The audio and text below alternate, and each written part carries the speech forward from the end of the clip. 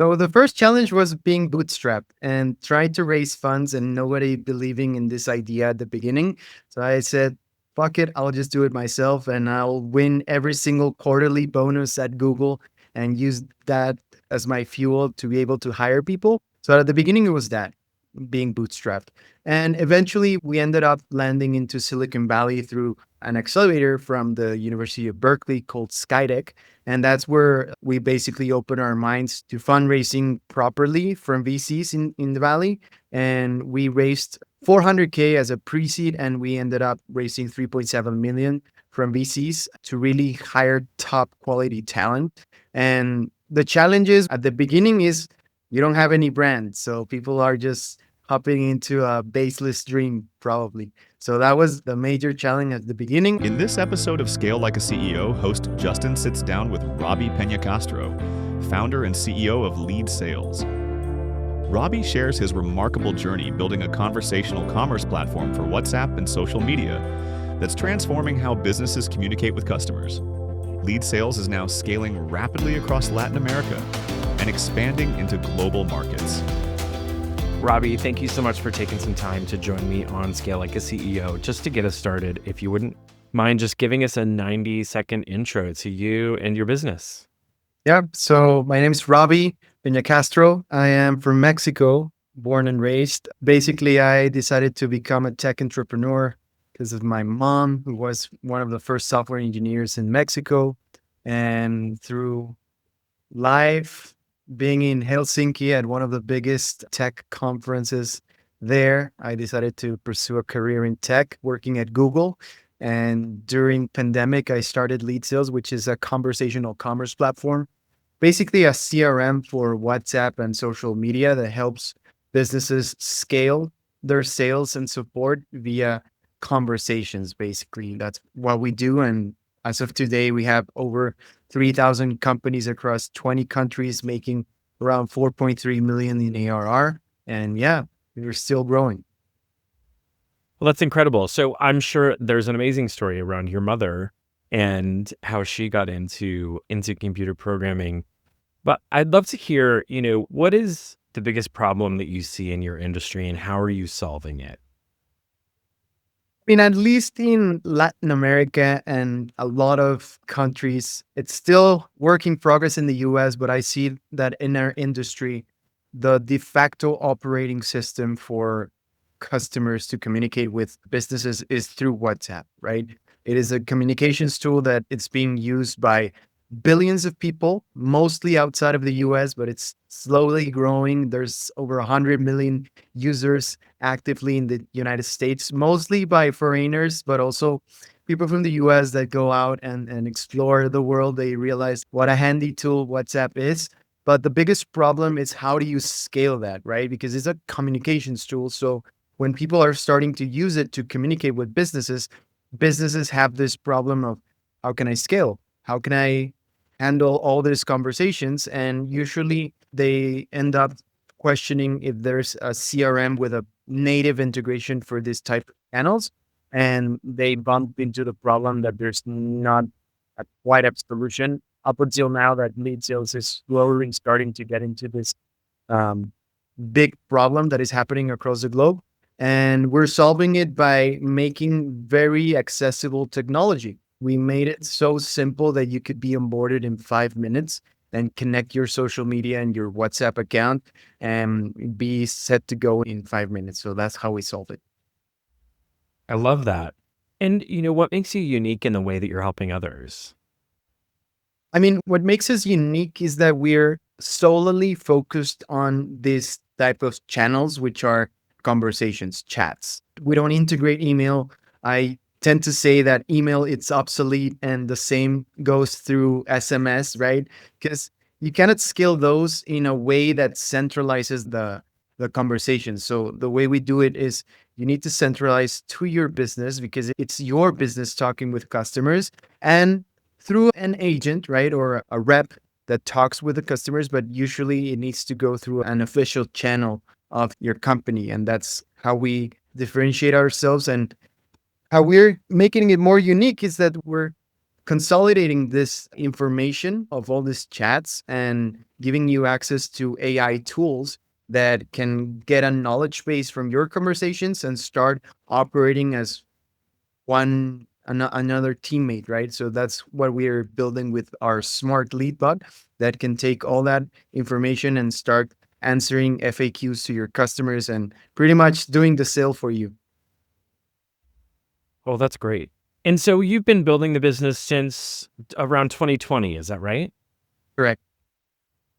And so I'd love to hear a little bit about some of the challenges you faced as you transition from, I'm sure you were a founding team of 1, 2, 3 people, but then starting to grow and build your team to where it's at today. What are some of the challenges you faced as you navigated that transition of growth?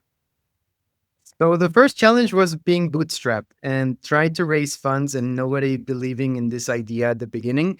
So I said, fuck it, I'll just do it myself and I'll win every single quarterly bonus at Google and use that as my fuel to be able to hire people. So at the beginning, it was that being bootstrapped.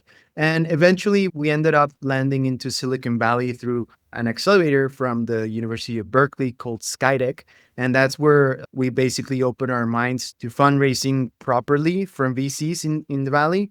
And we raised 400K as a pre-seed, and we ended up raising 3.7 million from VCs to really hire top quality talent. And the challenges at the beginning is you don't have any brand. So people are just hopping into a baseless dream, probably. So that was the major challenge at the beginning. And usually the people who hop into that are students still at the uni. So that was the first. And now the challenge is how we can sell this big vision of becoming bigger than Salesforce, bigger than HubSpot, in order to bring the most talented people outside from Google, come back to the startup world or come back from Amazon. That's the type of people that I'm bringing in. And also other really successful startups like Stripe, like Nubank. I'm trying to bring those people in so they can hop into our project. And the challenge now is those people are expensive. So we need to calculate as well.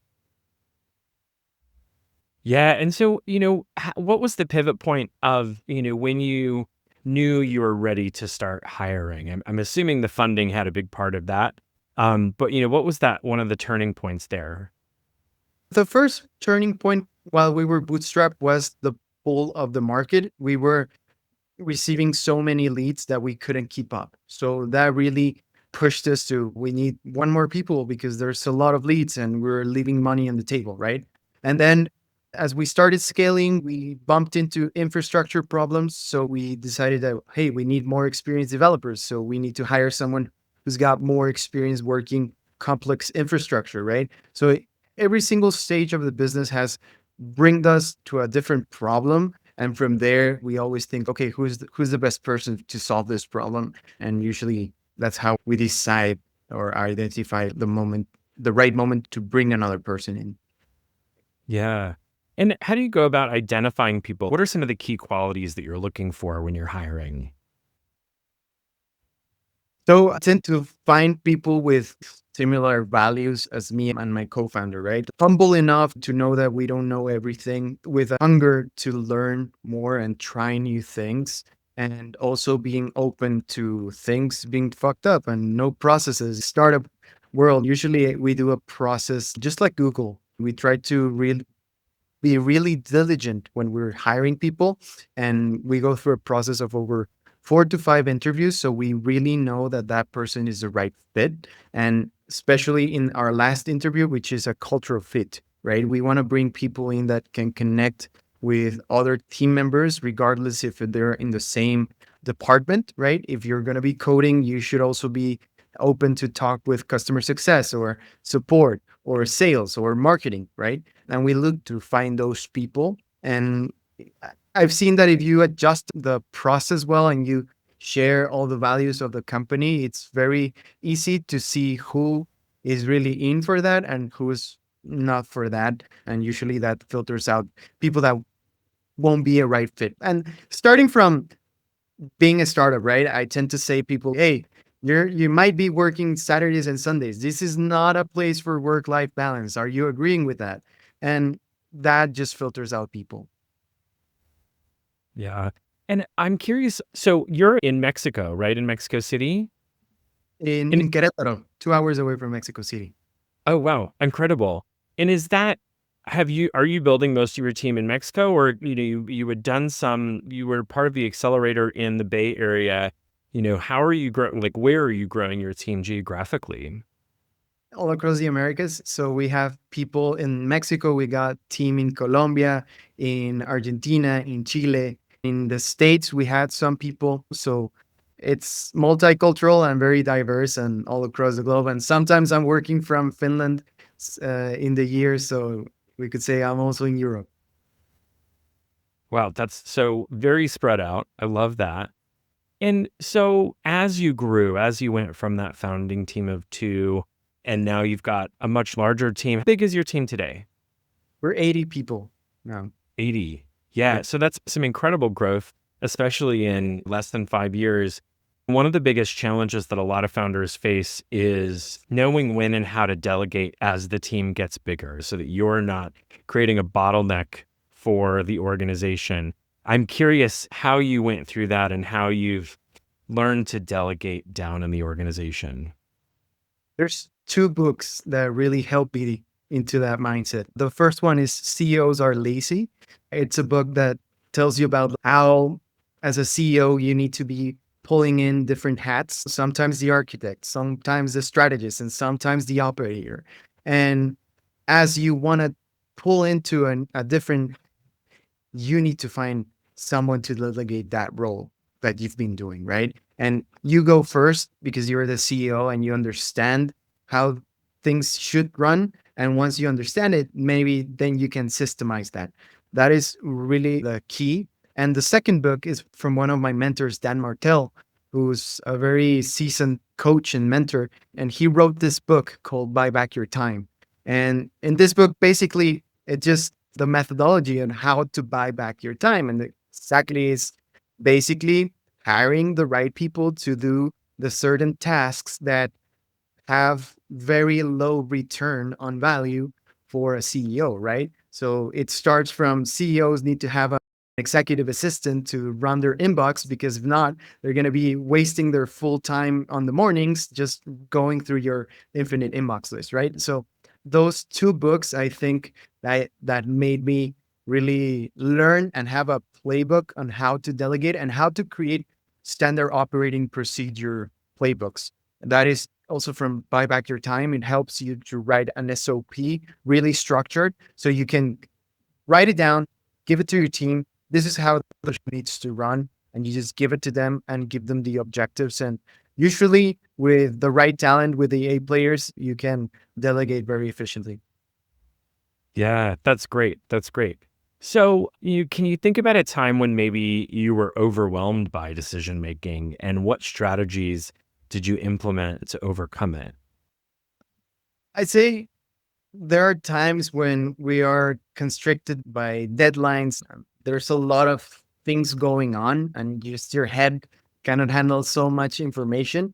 I usually tend to go down into my notebook, write it down, write everything that is on your brains at brain dump. And once you do that, you start seeing clarity into things that are here in your brain, and you just by writing them down, you prioritize and you see, hey, maybe this is not such a big problem. I could do this or that. So I tend to do that. And also knowing that you don't need to do everything. I tend to do round meetings with my leadership team in order to share the problems that are going on in my head, and usually that helps me also to find a different perspective from one of my team members, and they can tell me, hey Robbie, but you could solve it this way, and it's like, oh yeah, I didn't thought about that, let's do it. Not keeping everything to yourself really helps, not only with your team members. No, in our case, I tend to share those problems with my VCs, no, which kids sometimes people think like, hey, well, why would you tell your VCs that things are not going well? Well, if you don't say it, maybe you will be too late into raising your hand and asking for some help to your investors. Yeah, well, I think that's great. A kind of escalating early can help you get ahead of things before they snowball into something bigger and worse. So, looking forward, what's the future of your company look like?